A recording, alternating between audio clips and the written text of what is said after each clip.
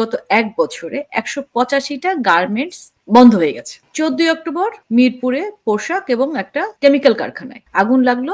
সরকারের তরফ থেকে বলা হচ্ছে ১৬ জন নিহত হয়েছে। ১৪ তারিখে, এরপর ১৬ তারিখে হচ্ছে ইপিজেড এ ৭ তলা একটা ভবন পুরা পুড়ে গেল। ১৮ তারিখে যে কার্গো ভিলেজের মতো একটা জায়গায় ১.৫ ঘন্টা এভাবে কিন্তু জ্বলেছে। মানে সমস্ত জায়গায় জ্বলা শেষ হয়েছে, তারপর তারা স্টার্ট করেছে এবং সেখানে ছিল প্রচুর কাঁচামাল। আমরা ১২ তারিখে শুনছি ১৮৫টা গার্মেন্টস বন্ধ, ১৪ তারিখে সেই ব্যবসা প্রতিষ্ঠানে আগুন, ১৬ তারিখে ব্যবসা প্রতিষ্ঠানে আগুন, ১৮ তারিখে এমন জায়গায় আগুন যেখানে ব্যবসা প্রতিষ্ঠানগুলো যেন বন্ধ হয়ে যায়, এরা যেন আর কোনো কাজ করতে না পারে, দেশের অর্থনীতি যেন একদম স্থবির হয়ে যায়। এই অবৈধ সরকারের যিনি প্রধান উপদেষ্টা, তার যে ফেসবুক পেজ, সেখানে একটা পোস্ট দিয়েছে ৯ ঘন্টা পরে। তার আগে যখন আগুন জ্বলছে তারা কিন্তু তখন মত্ত।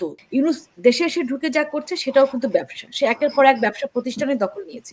এই আমরা যে দেশের অর্থনীতিকে স্থবির করে দেওয়ার যে ষড়যন্ত্র, যেমন সার্জিস, তো সার্জিসের একটা বক্তব্য দেখলাম, সে বলছে আওয়ামী লীগকে দায়ী করছে। তাহলে নাশকতার আওয়ামী জন্য, লীগকে দায়ী করার জন্য আসলে সার্জিস কি এর সঙ্গে যুক্ত?